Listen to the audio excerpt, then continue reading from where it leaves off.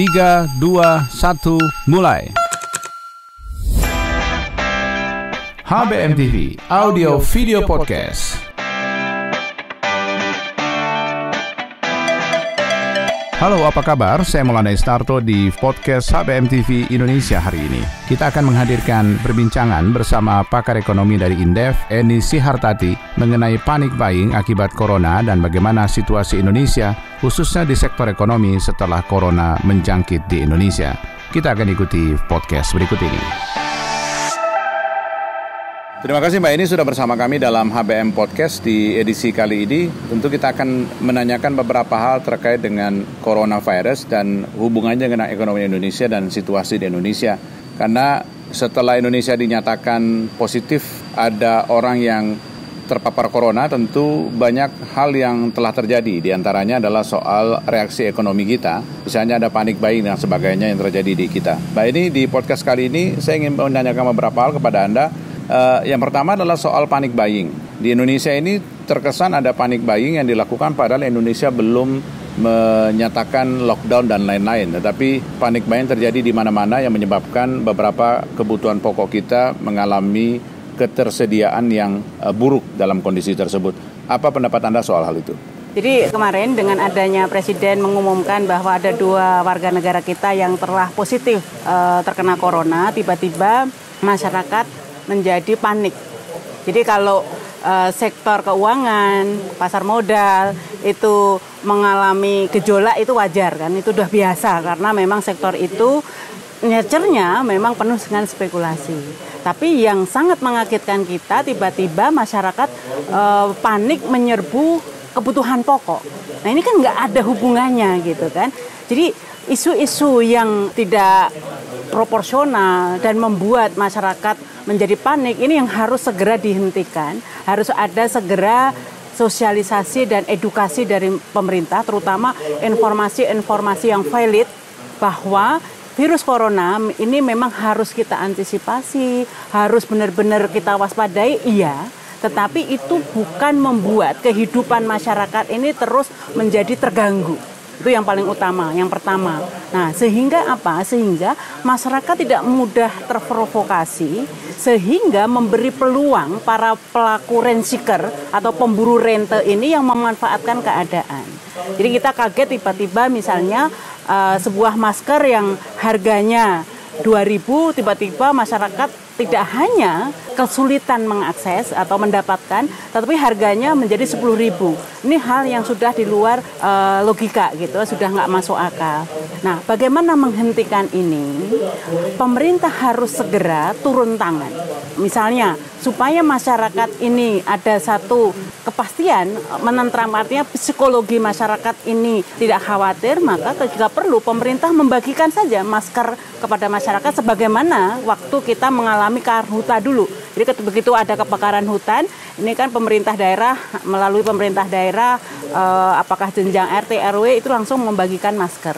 Nah, ini juga demikian supaya apa? Masyarakat enggak bergejolak, enggak secara psikologis ini masyarakat tentram, tidak khawatir gitu. Nah, kebutuhan pokok ini pemerintah bisa misalnya mengundang ya para produsen besar ini untuk melakukan konferensi, mereka menjamin bahwa pasokan yang nanti didistribusikan baik melalui pasar tradisional maupun juga retail modern itu akan berlangsung secara normal. Jadi tidak akan ada gangguan.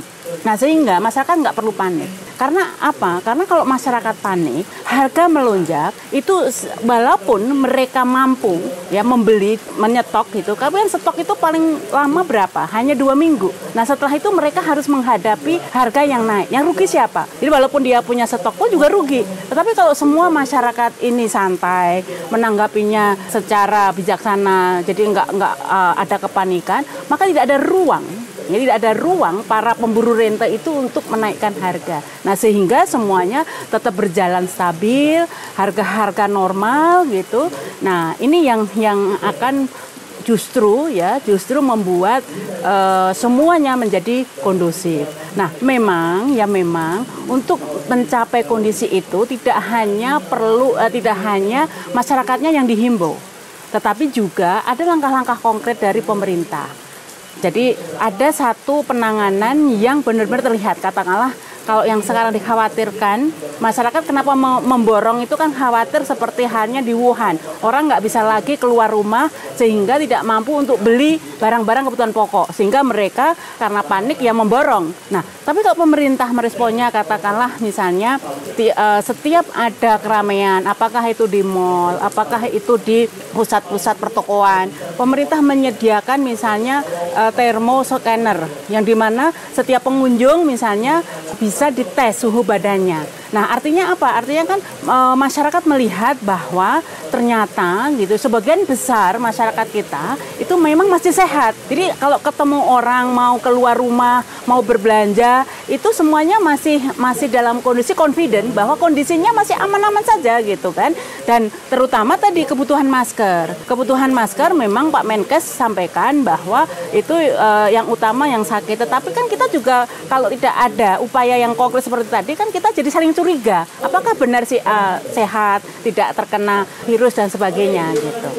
Oke, tadi kita sudah ngomong soal bagaimana situasi kepanikan yang ada di Indonesia. Tapi yang perlu juga kita soroti, Mbak, ini adalah soal sektor pariwisata kita. Sektor pariwisata kita adalah salah satu sektor unggulan pemerintah yang masuk dalam poin-poin kebijakan stimulus fiskal kita. Namun pada kondisinya setelah corona atau ketika corona itu sudah mulai muncul saja, banyak kunjungan wisata dibatalkan, event-event dibatalkan, dan lain-lain. Sehingga pemerintah memberikan insentif kepada sektor pariwisata, misalnya insentif tiket dengan jumlah yang cukup besar, namun responnya tetap buruk, tidak ada yang mau merespon menggunakan tiket murah tersebut.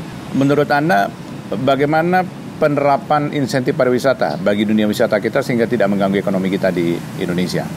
Jadi memang ini kan dengan adanya isu corona ini, atau bukan isu lagi ya, ini dengan adanya wabah corona ini memang punya dampak yang luar biasa terhadap perekonomian. Baik dari sisi produksi maupun juga sektor pariwisata. Nah, ya sebenarnya di samping sektor pariwisata, sektor produksi ini terutama industri manufaktur ini yang punya dampak yang cukup besar. Karena apa? Karena ketergantungan bahan baku kita dari Cina ini ternyata besar sekali. Nah, sehingga banyak produksi atau banyak industri-industri yang terpaksa meliburkan karyawannya karena kehabisan bahan baku. Nah, ini yang justru segera harus mendapatkan respon pemerintah. Nah, kedua memang sektor pariwisata. Sektor pariwisata ini langsung punya dampak karena terjadi penurunan ya wisatawan. Karena apa? Karena banyak negara yang mengeluarkan travel warning. Banyak negara yang melarang warganya untuk berpergian sementara waktu. Nah, sehingga ini langsung berdampak terjadinya arus wisatawan yang masuk. Nah, menurut saya di balik musibah ini pasti ada satu berkah.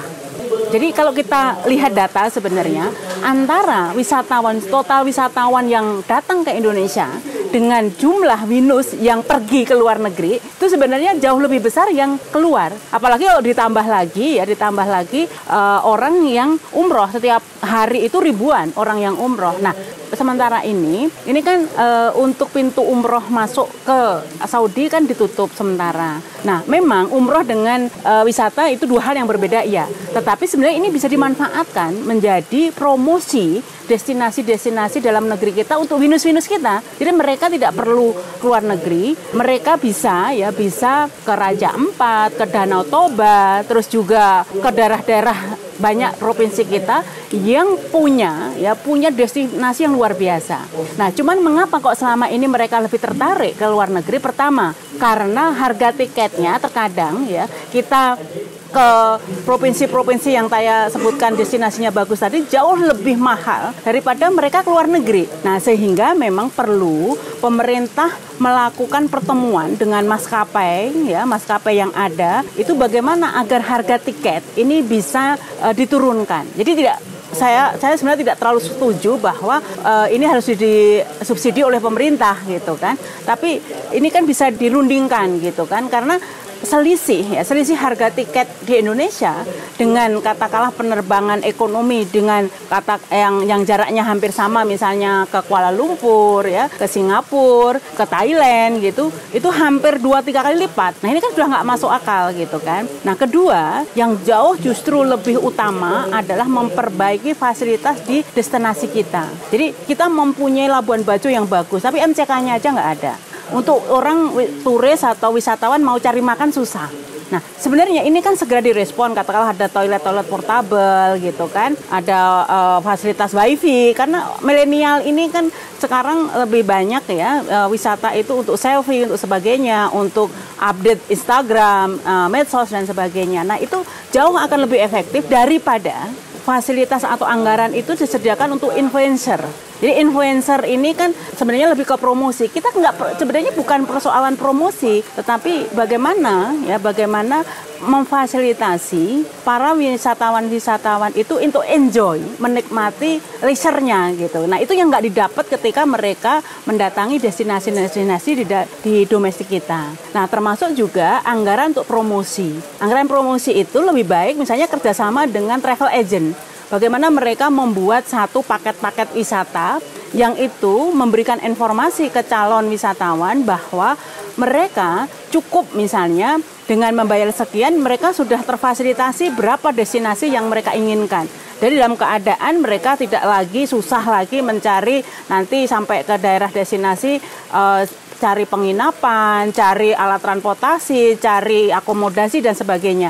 Mereka cukup ya, ada travel agent yang mengurus itu. Itu Malaysia mencapai target turisme yang jauh lebih besar dari Indonesia, itu salah satunya adalah peran travel agent. Nah, ini yang terakhir Mbak, ini soal perdagangan internasional.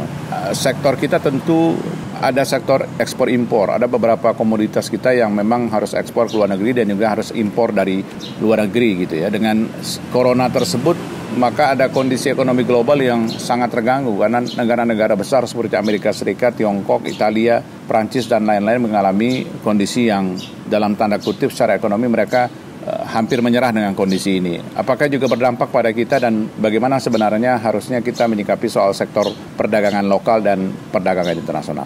Jadi perdagangan sudah pasti karena Cina hari ini itu sudah menjadi pusat dari yang namanya global supply chain.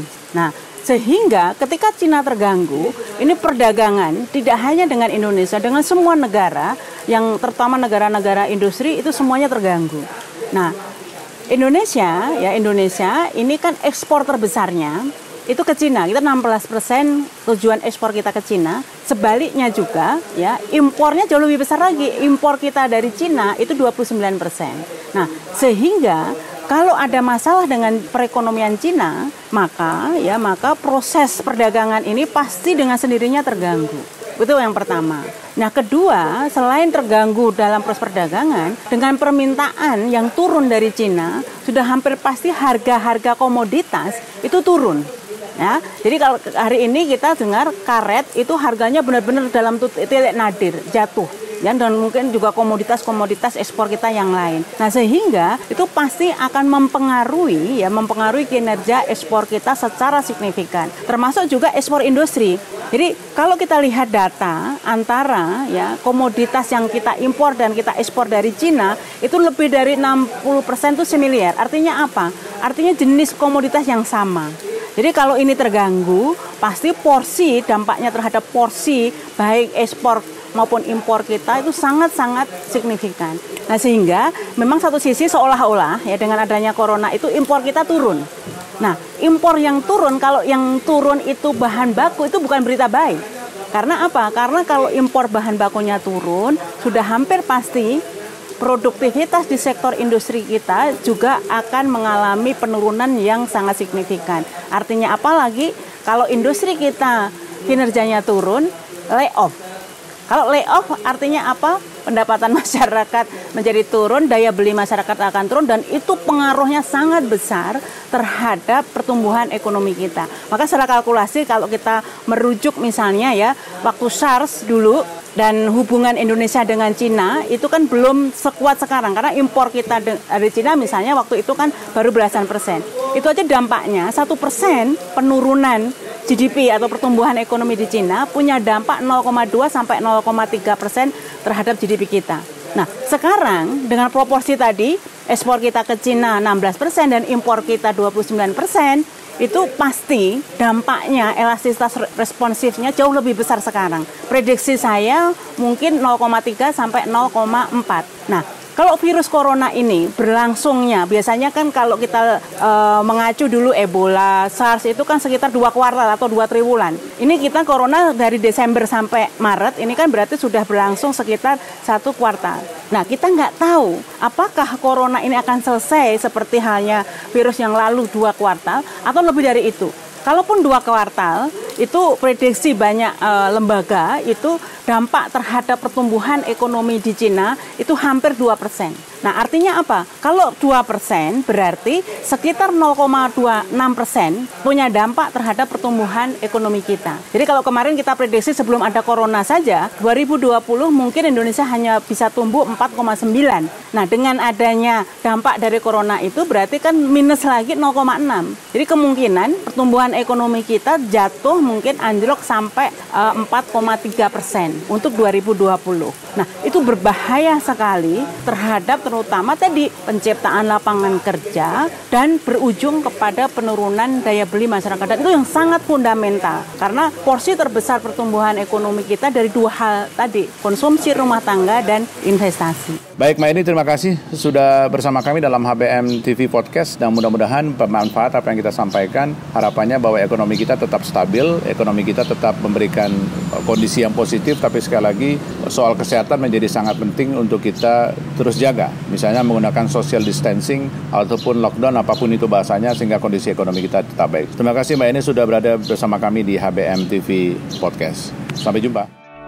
HBM TV, audio video podcast.